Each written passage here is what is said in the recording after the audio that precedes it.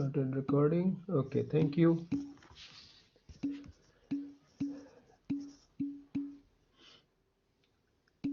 Right. So we were looking at lists, which are dynamic data structures. Till now, we had seen mostly static data structures, and then we saw how with pointers we can create dynamic arrays, dynamic uh, strings, and so on and so forth.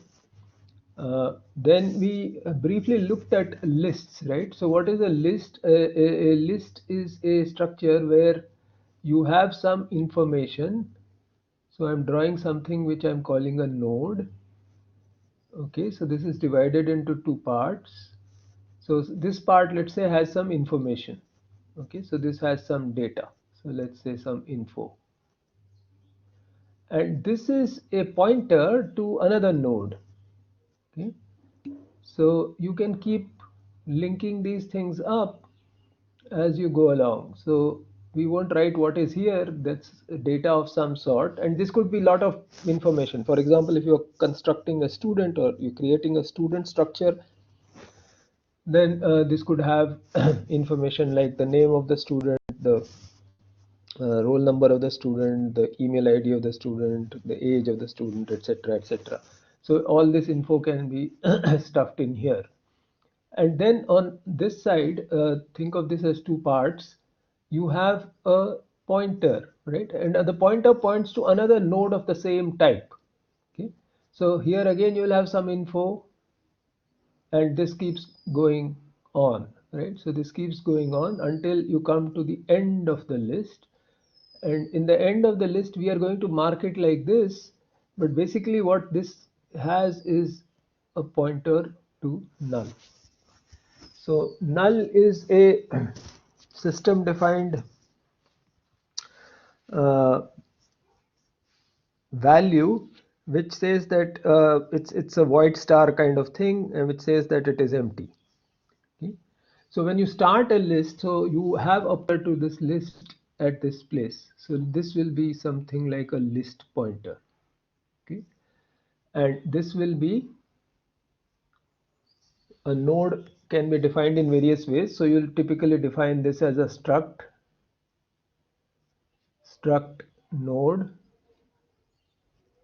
Okay, the main thing is the first thing will be all your info, this part, some whatever info that you have.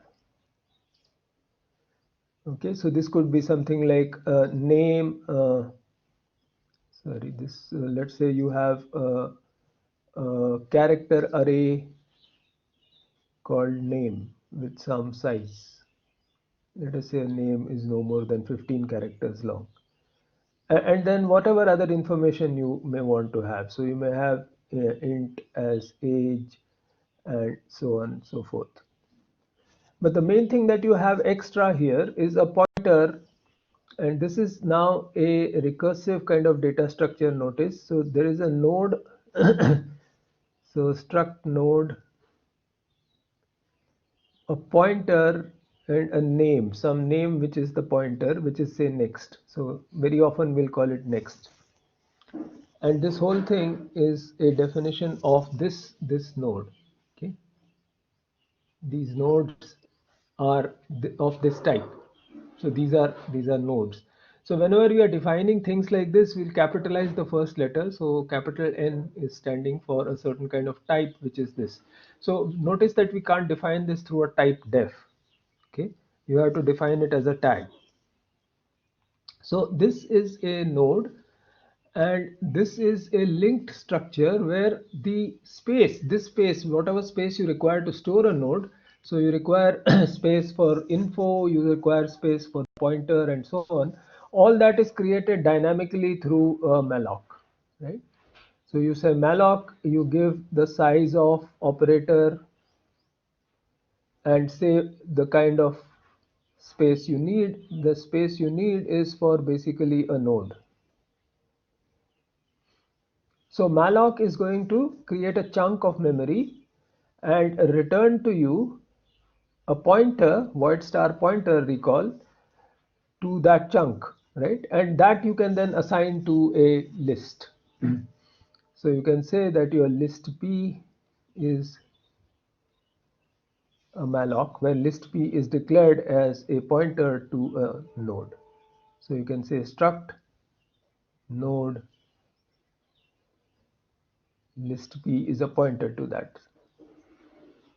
Okay, so so this whole structure is dynamic because you are doing it through mallocing. Okay, so it's coming, the memory is coming from the heap. Every time you malloc it, you can get fresh memory from the heap. You create a node and you can construct a linked structure like this, which is totally in your control, right? Recall that malloc or dynamic memory is something that you as the programmer control. So all this is in your control. So these dynamic data structures are extremely useful and powerful in the sense that you control everything about the data structure, right? So once you have a data structure like a list, there are operations which you can define on it, and like you define on any data structure. So you obviously have to have operations which will insert nodes into the list and delete nodes from the list, right? So any data structure requires these two basic operations.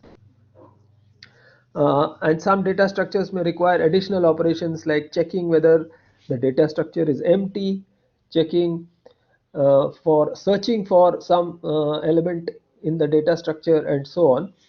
But two operations which every data structure must have, pretty much three operations, but two definitely, is insertion of data into the data structure and deletion of data from the data structure, right? So think of it as a black box where these operations are defined, and the data structure behaves in certain ways which is really a property of the data structure. And we'll see examples of this as we study more data structures, and they will all be implemented using pointers, right? Because they are dynamic, all of them are dynamic data structures, and so they will have to be implemented pretty much the way we are implementing this list, right? So you should understand this list mechanism thoroughly. We have looked at it earlier, and you are also doing an assignment on it, a lab assignment on it.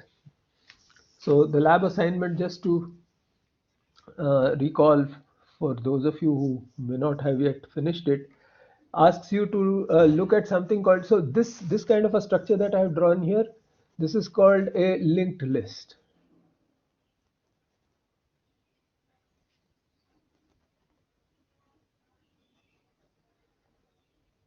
Right, linked list, because these arrows or pointers, you can imagine, are essentially links. Okay, now the lab actually asks you to take the code for a linked list, which I have already written and which you are going to see today in detail, and then use it to create what is called a doubly linked list. This is what is called a singly linked list. So singly linked list means you have just one pointer which points to the next node every time, right? Now in a doubly linked list, you have a situation where you have two pointers. So this points to the next, just like, so this is our next.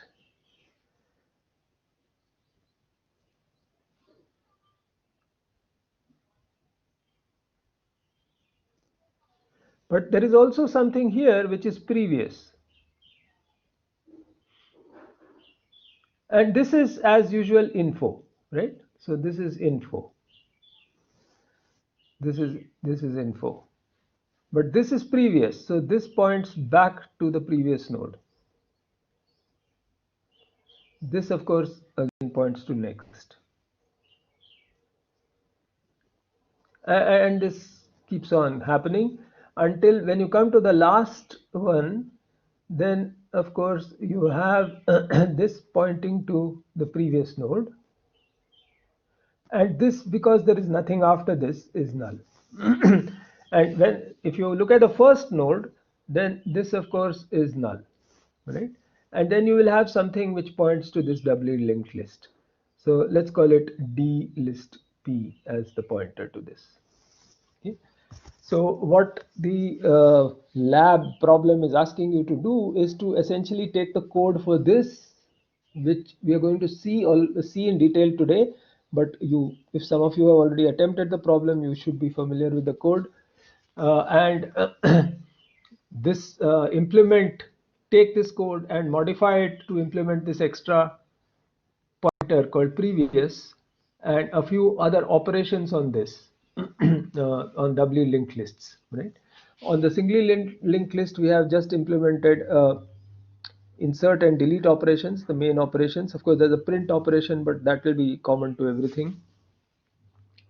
And this is something that you are expected to do for the lab, so that should not be too hard because the code already exists. You just have to add to that code, uh, change that code and add a little bit to that code.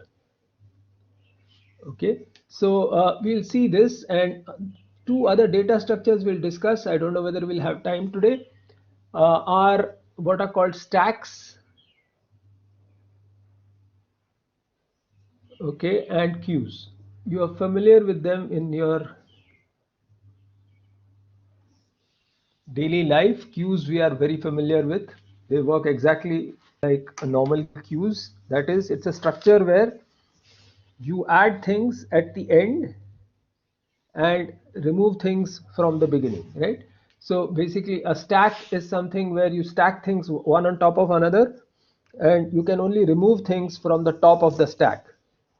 So so a stack is something which is called a last in first out behavior, okay, so often abbreviated to LIFO. So whatever you put into the stack, the last, so when you ask something to be taken out, then you take it out, that is the whatever has been put in last comes out first, right? Where is this used? This is very widely used. The most common use for this is in function calls. Okay, so so we talked about stack memory and all that. We said that C has stack memory, has some program memory, and then had dynamic memory. So this stack memory is exactly this. So function calls, what happens? So let's say if you look at a function call, let's say some function f calls a function g, which calls a function h, and so on. There could be a sequence of function calls like this, and this is modeled very cleanly by a stack, because after h is over, that is h has finished execution, then you have to go and actually start again in G, right? So h has been called inside G, so after h has finished, you have to go to the next statement in G. Similarly, after G has finished, you have to go to next statement in F. So that naturally works out as a stack. So you have a stack like this. Imagine you have a stack, you call F, and you have all the arguments also of F stacked here. And then from there you call G. So then you have G. Okay. So what you store here is called the return address, because you have to tell the program where to return. Okay. So similarly, you'll have the arguments of G, and then you call H. So then again you put H. Okay, and so on. So you basically build this stack. Why is this a stack? Because you can't access elements below. You can only access the top element, which is the last element which has been pushed into the stack. So after H is finished, H and all its things would be purged, and you will reach G, right? This is the return address of G, so it knows where to start executing inside G. When G is finished, then all this is removed, and you come to G and its arguments are removed, and you come to F. Only F and its arguments remain. So this is a very common data structure which is used in many applications. Wherever you require this last in first out behavior, it's where this behavior is natural. For example, recursion, same thing happens.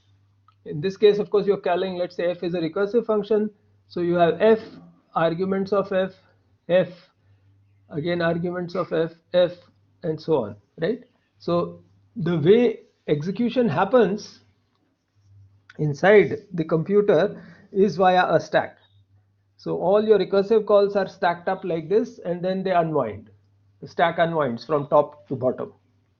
So the stack is a very useful data structure, and we'll see when we define it that we can implement it using a list. Can implement it using a list. Queues we are all familiar with, right? So a queue looks like some sequence of elements which are exactly like a list,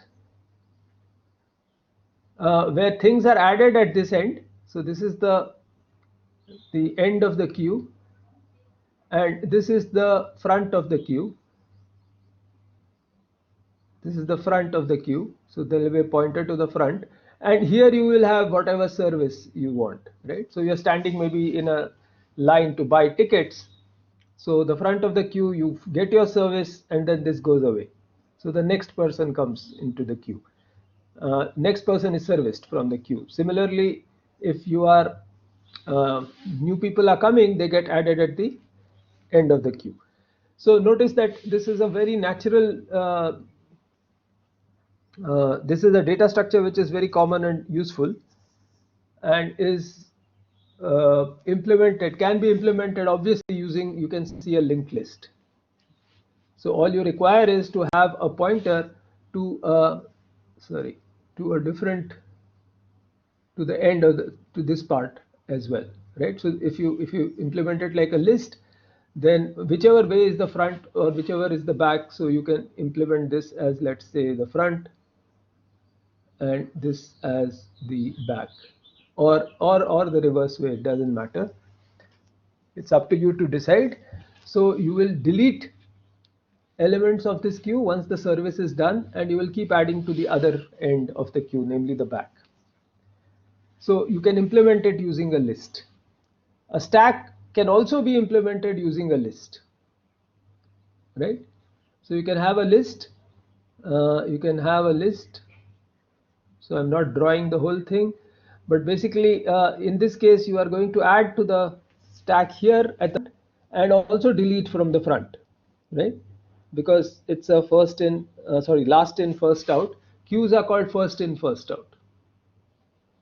First in first out. So whoever joins the queue earlier gets out earlier, right? So these are called FIFO for short. So these are very common data structures, and generally what is a data structure? It's really a collection of data organized in some fashion and has certain kinds of behavior, right?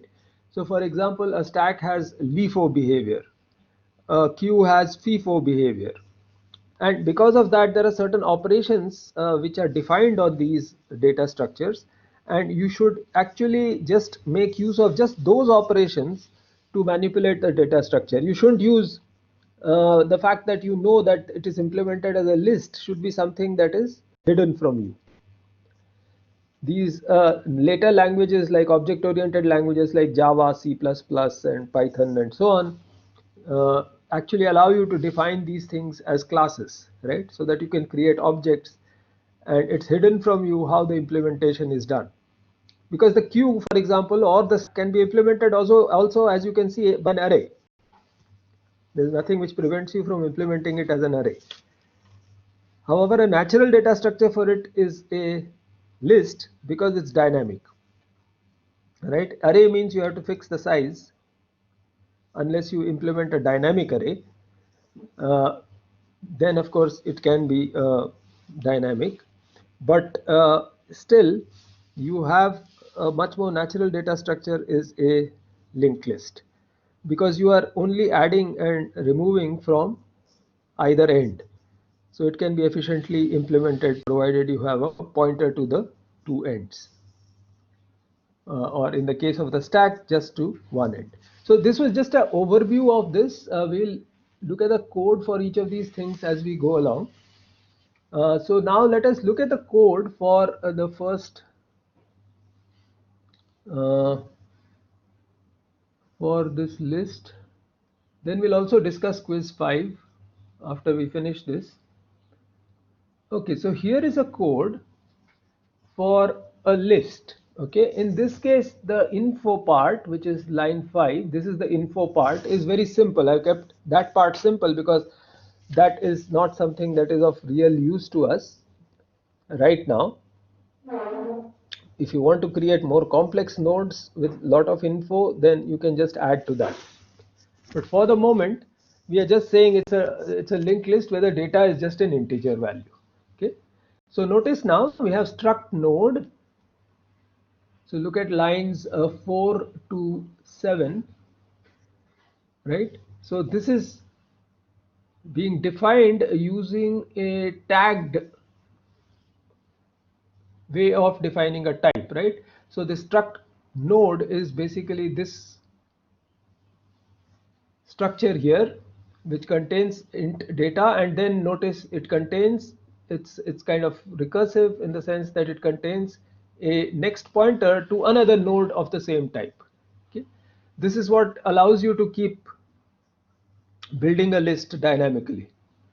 And because it's kind of recursively defined, a nice thing that you can do is to write many algorithms or simple things that you want to do can be done using recursion, because this is basically a recursive data structures where the next recursively points to a next node. Then there are operations defined on this. So this is a trivial one. This simply prints the list. So it simply prints the list within square brackets. Okay, so you have seen this earlier in when we were printing arrays and so on. So there's nothing very new here. You pass the list. Notice you have to pass a pointer to the list, and you just step through the list. So every time you I'm initializing this temp pointer, because now we are dealing with pointers. You should be careful and not manipulate the original pointer, because now pointers means that uh, whatever changes you make may be visible in the function which calls this, and you don't want that to be destroyed. For example, if list p points to the beginning of the list, then you want it to always point to the beginning of the list. So we assign a variable called temp, which again points to the beginning of the list. So it's the same as list p, but now it's a fresh pointer and work with temp. So while temp is not null, you keep printing the data. Okay. So notice that when you use a pointer to access elements, so earlier if you just had a node, then you said node is, if n is a node, you'll say n dot data, right? Now because you have a pointer, you know, remember that you use a arrow. So temp arrow data. So whenever it's a pointer, you use arrow. Whenever it is not a pointer, it is a structure, directly just a structure, then you use dot. So that is just the print to list, but here is the more interesting one, which inserts a node. Now what is the behavior of this insert? You can have many ways in which you can write insert. The one I have written here basically inserts in this list. So this is the pointer to the list. It tells you which position to insert the node, right? So this is a more general kind of insert. It says go and insert a particular piece of information which will be in the data field at this position. So that means this node becomes a node in that location. So for example, what is the process? So you have a list. So let me just draw a,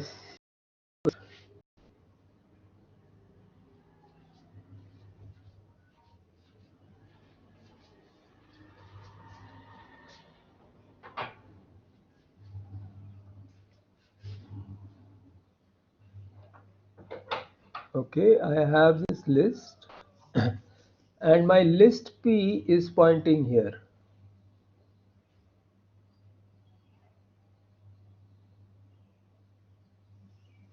And now we mark these positions. This is the first position in the list, this is the second, this is the third, this is the fourth, and so on. And maybe the list has some length.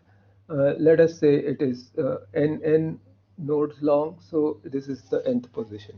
Okay.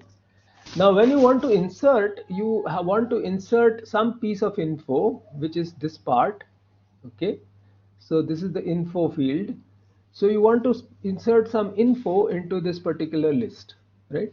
Now, so first thing you have to do is to create a node from there, and that's where you will use the dynamic memory functions. So you'll do a malloc and create a node, and then set, let us say that a pointer to that node. Okay, and let's say that is called something, say new pointer, and then you say new pointer dot so arrow, sorry, data is equal to whatever info that you wanted. Okay, so this fills up. So this malloc is going to create a fresh node, right? It's going to create a fresh chunk of memory, which we can draw like this. This is the info field, and this is the next field. Okay, so when it creates, notice we are using malloc, so everything is nothing is zeroed out or anything like that. So you have to take care of initializing everything. Okay,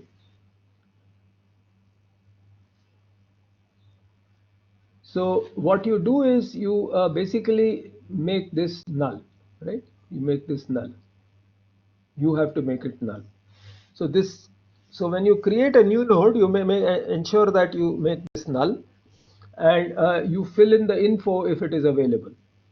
Okay, so when we are inserting a node, we have the info, so we can do this, and of course we have to make sure that our next is null. So next is null, and then you insert it at some place. So supposing you have to insert it at some ith location. Okay, so if you're going to insert it at the ith location, then you will have a node at the I minus 1th location, and you have a node at the I plus 1th location. So the current node, so you want to make this particular new node the ith node, right? That is what we mean by saying insert it at that position. So what do I have to do? I have to reach the I minus 1th node. Okay. Why next should be null? Because next is currently a free node, right?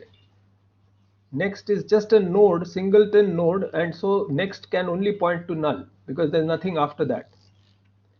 Remember, next is a pointer to a and the next node, to a pointer to a node, and there is no other node. So when you create a node, you should initialize the next to null.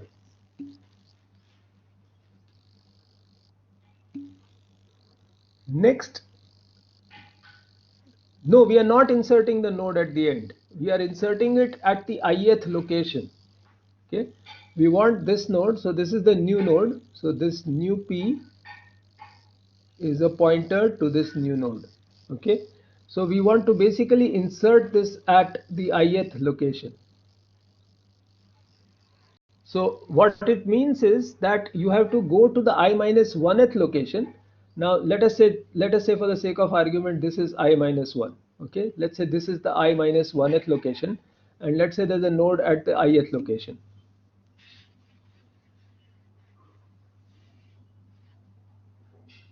Yeah, you can always loop, right? You can always loop it to create as many nodes as you want and keep adding it.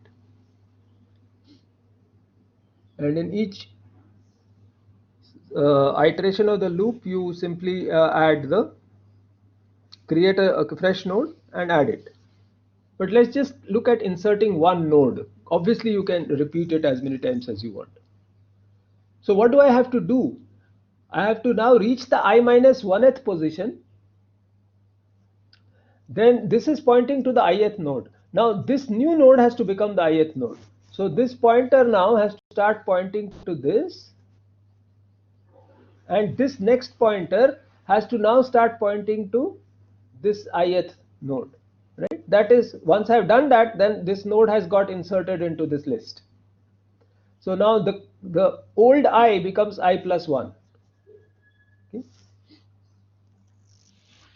So how is it identified? You cannot identify this by 1, 2, 3 or things like that. Well, you could, but the way you identify it is by going through this next, right, and keeping track of what is happening. So basically, you reach the I minus 1th node. If you want to insert it at ith place, you have to stop at this point.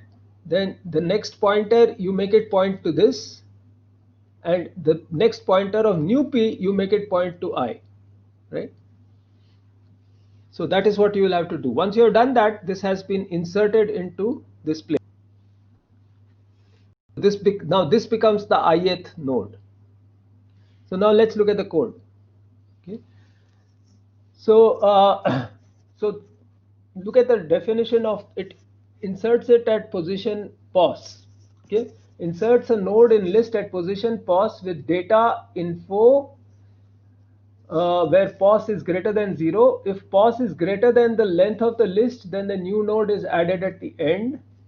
If pos is less than 1, actually less than equal to 1, because we start counting at 1 for the nodes in the list, then it's up to you how you count, but this particular implementation starts counting the node from 1 and not 0. So if pos is less than 1 or is equal to 1, it adds at the beginning. So now what do you do? So first thing you do is create a new node, right? So this new is being created, pointer mallocing size of struct node. We also create a pointer to previous because we need it when we are going to step through the node. Now new data is made equal to info, line 27, and new next is initialized to null, right? Because now this new node is ready to be inserted. Now there are various special cases you have to look at. Maybe the list that you have started with is empty, right? When it's empty, it is just a null. It's just null. So if list P is null, that means your list is empty, then list P simply starts pointing to this new node, right? So it has only a singleton node then. So what it has is your list P is basically null, and this is your list P, and you have created this new node new. So this is new, which is pointing to this. Info is already filled in, and this is null, right? So all you have to do if this is empty is make list point to this, and that is what is happening in this piece of code, right? So if list P is equal to null, list P is equal to new. So list P now points to the same thing that new was pointing to, which means the first node in that list. Now if position is less than or equal to 1, we said that you are going to add it right at the beginning, right? So what do? You add new, so new next. So what is it that we have to do? Let's look at it here again. So you have a list already. Okay, so list P is pointing to some list. So there is a list here, and you have created a which is new, which is pointing to new, and this is pointing to list P. So this new is now to be added as the first element of this list, right? So which means that the next pointer of this, which is right now null, should start pointing to this, right? So this means that your new next should be equal to list P. So now this starts pointing to this, and then list P should point to this one because this is now the first node, right? So then you just do list P equal to new, and that's exactly what the code is doing, right? New next is made equal to list P. So now the next point of the new node is pointing to the rest of the list. So now this new node has been entered or inserted in the list, and now the beginning of the list has to be corrected. List P is always points to the beginning of the list, so list P now points to new. Now these are the two special cases. Else if pos is greater than 1, then we have to go to the node which is So we said if we want to insert at I, we have to go to the node which is I minus 1. Okay, and we have to go to the node which is I minus 1 and then do the operations which I just said, where the next of the I minus 1th node has to point to new, and the next of the new node has to point to the previous ith node, which now becomes the I plus 1th node, right? So for that we need a extra pointer called previous, because we have to keep track of the previous node at each point. So that's what we do. We start with previous is equal to list p, int we start I equal to 1, right? We know for sure that pos here is greater than 1, so I can start with 1, and we go to the node at pos minus 1. So while I plus plus is less than pos minus 1 and previous next is not null, remember you may ask me to add to a position which is much further away than the length of the list, right? So the list may have only 2 nodes and you ask me to add it at the 4th location. So our interpretation is, if you recall here, if pos is greater than list length, then the new node added at end is added at the end, right? So that's why you have this, because you have to keep checking that you have not reached the end of the list. So if you have reached the end of the list, then you have to add at the end, right? So previous the next pointer of the previous node, that should not be null, because the last element, last node in the list always has null at the for the next pointer. So you keep doing this, previous goes to previous next, previous goes to previous next, and so on, and you stop whenever this is at position minus 1, right? So now you are pointing to position minus 1. So previous is at position minus 1. So now you do the same thing, right? So new of next, so you have to do it in the right order, remember. So now let me do this. So you have a list, and this is your position minus 1, and this is pointing to the next one, which is pos. Okay, now you have created your new node. This is your new, this is your list p, and you are stepping from this, right? This is 1, so 1 2 etc till you reach pos minus 1. So now the previous pointer is pointing to this, and this is your new, which here it is null. So you have to do it in the right order. Notice if I actually take this previous and make its next point to this, then I lose this, right?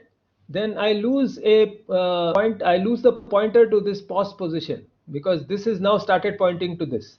So the first thing that you must do is make sure that this points to this, and then you change this to point to this.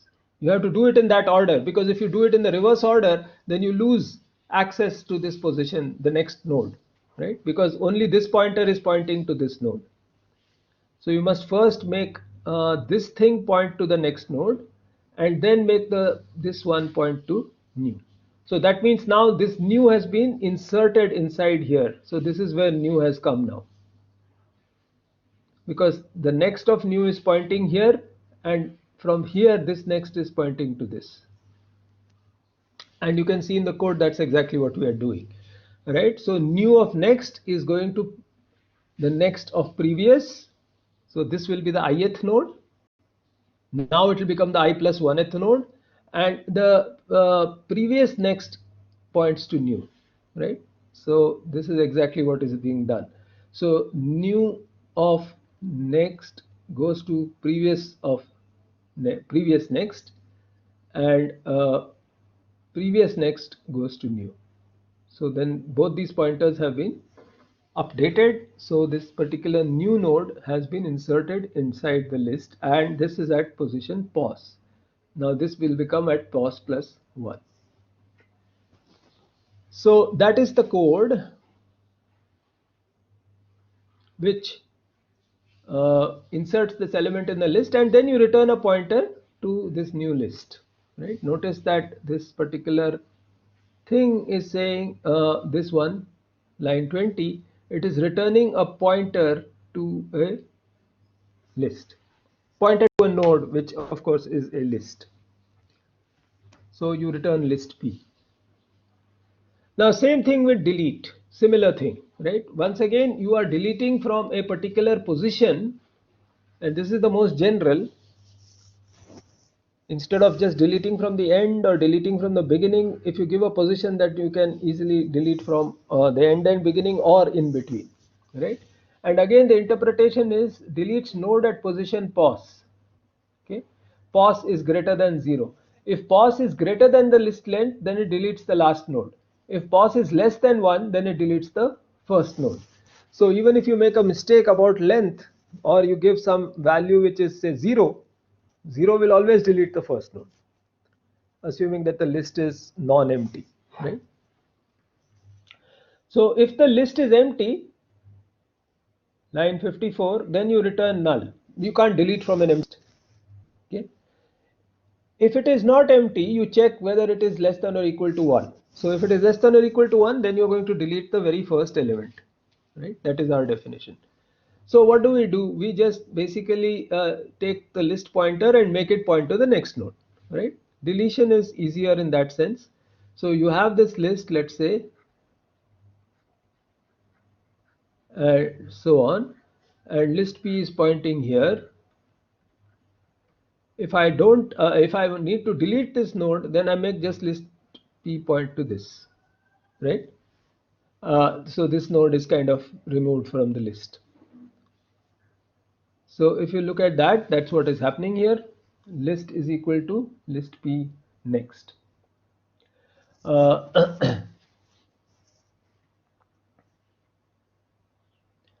Otherwise, pos is greater than 1, and we are going to again do the same kind of thing. Int I, we have a previous equal to list P. We again go up to the previous one, because that's what you'll have to do. If you if some intermediate node, if this is the node you want to delete, you'll have to go up to this place, right? And then this will have to point to the next node here. Then this will be deleted.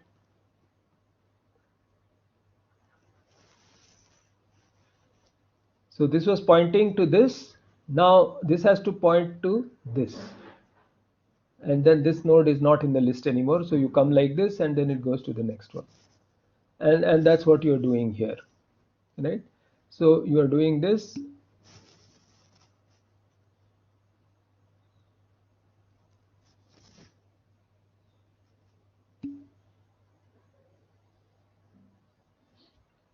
Because we are starting with 1, right? So I plus plus is actually going to post increment it, remember.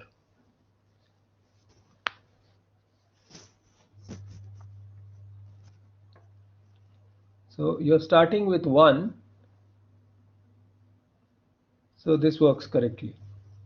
There is one thing, okay. There is one thing which you have to be careful about. For example, when you delete a node, notice one thing that is happening here. This is actually an error, and it shows you how errors can be very easily made when you are managing memory. So notice when we are it is when P is greater than pos is greater than 1, we are doing everything. Then we are using a special pointer temp, okay, which is pointing to the node which is deleted. Because remember, if this is the node to be deleted, okay, let me mark that bold in red. If this is the node to be deleted, if you simply go and point to this, what happens? This particular node does not have anything pointing to it, right? So this becomes a memory leak.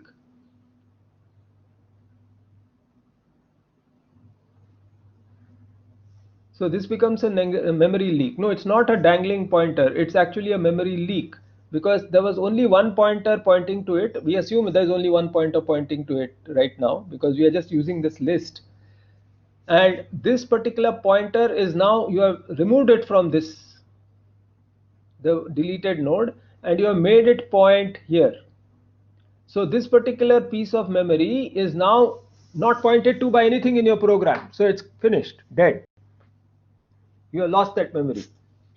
So it is actually a memory leak, right? So now notice that I have made a mistake. What is the mistake I have made? When I'm going into pause, which is greater than 1, I'm being careful. I'm setting this temp to the next first, right? So the node to, this is the node to be deleted, right? And then I'm of course doing the right thing. I'm saying previous next is equal to previous next next, and this node is removed from the list. And now I return the memory to the store. So I'm saying free temp. But notice I forgot to do that when I'm doing here, right? So what should I do here? Here I should actually make a change, the same kind of same kind of thing that I'm doing here. Namely, I should first remember temp equal to list p. Then I go list p equal to, so now this list pointer has changed. It is pointing to the second element. The element is garbage. The first element is garbage, but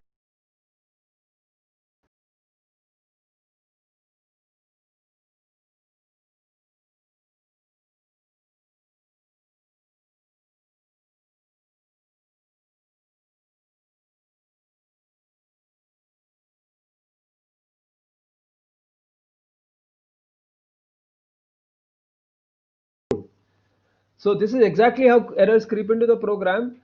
There are special cases and you may forget to do something in the special case. I have done it here in the general case, but in all the cases when the node, the first node has to be deleted, you actually had a memory leak, right? Now once you do this, your program will run fine. There's no problem. It will keep running. Much later, when actually, because the number of times you delete from the beginning of the list may be not very large, but once you have done that, then you are going to lose memory, keep losing memory. If you do it occasionally, but do it enough number of times, your dynamic memory goes to 0, and next time you want memory, you want to add something in the list, it is going to crash. Okay, so that's the reason why these errors are very sort of subtle in the sense they're very easy to make and hard to find out.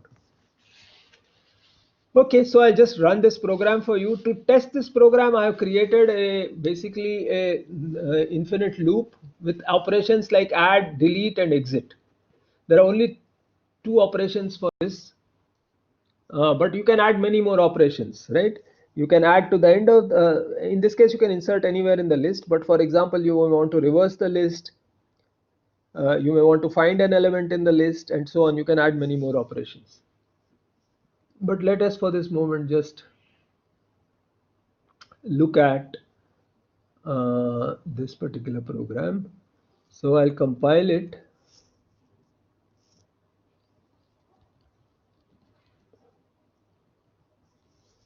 I'm storing it in L after compilation. So it's compiled. Now I'm running it. Sorry, I did a minus. I should do list.c minus ol. Okay. And L. All right. So now it says operation add, delete, or exit. So let us say we say add. So it says give position and data for insertion. So let us say we add at 1. Okay, so you can say 0 also, doesn't matter, and add 5. So notice that 5 has entered the list. Okay, now let us add something more. So I say 3. 3 notice is more than what the list, the length of the list. The length of the list is only 1. And I say add 7. So it will add correctly at the end of the list. Okay. Let's say I say again add, but this time I give 0. Okay, so this is less than 1, and I give say 8. So notice that 8 has got added at the beginning of the list. Now I want to delete something, so I say delete, and let's say let's say I want to delete 5. Right, now give the position for delete. Right, so 5 is at the second location, so I say, so notice that 5 has gone away. Now you can add some more. Say I add at say location 3, I add 4. So it has added 4, right? Well, I gave it in the same this thing, so it still works. I said A34, it has added 4 at the end. Now you want to delete, say, the first element. So let's say delete first element. So 8 has gone. So if my earlier code was running, this 8 now would be actually a memory leak. And if I keep doing this a large number of times, then the dynamic memory keeps getting depleted, and next time I want to add, I may run out of memory and my program will crash. Notice the program is running fine now. Right now, of course, we have corrected it, but it is going to leak memory if I had not made that correction. Okay, and then there is E for exit, so it comes out. So this code is there with the error that I have pointed out. So I'll replace it with this new code. It is there, and uh, make it work for doubly linked lists to it. This is your lab 9. Okay, let me very quickly go over. We don't have much time, but let me very quickly. Perhaps we'll discuss it more in more detail in the next class. But as a matter of fact, I gave you a hint for the quiz, right? So you have some array, right? Sequence. Let's write the sequence. Let's say 3 1 2 4 5 5 sequence, and I gave you a hint that you should use pointers or indices, actually, say left and right, which point to the positions where you have to put the left element and the right element, right? You do things, basically the main thing that you have to do,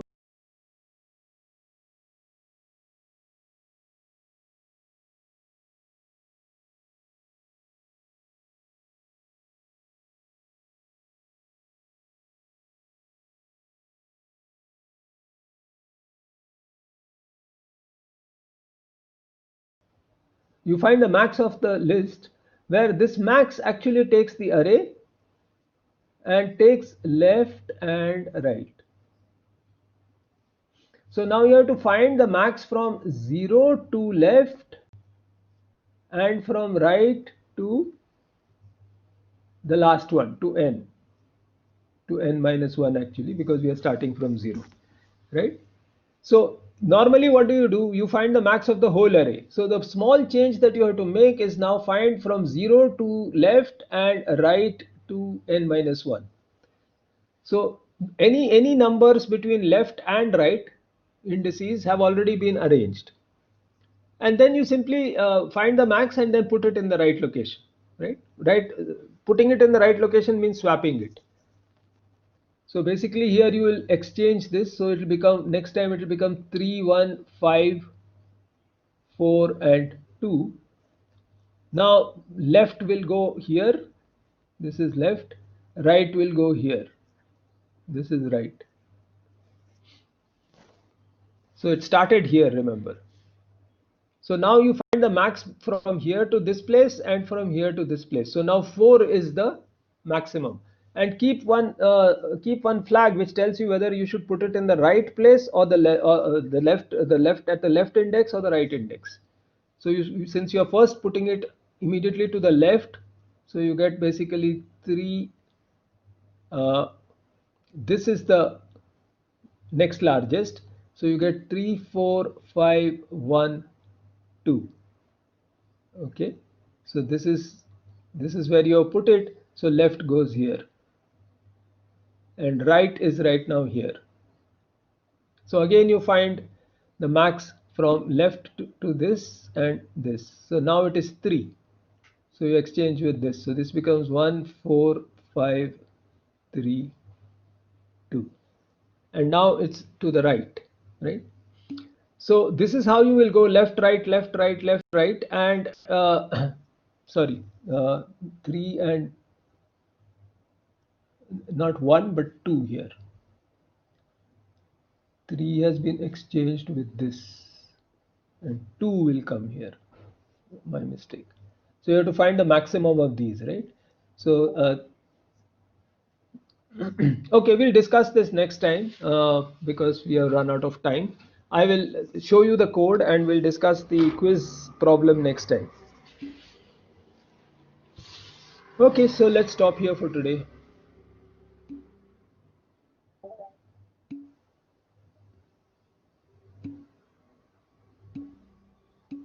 Yeah, we'll discuss the next class. Will first thing we'll discuss is this before we continue.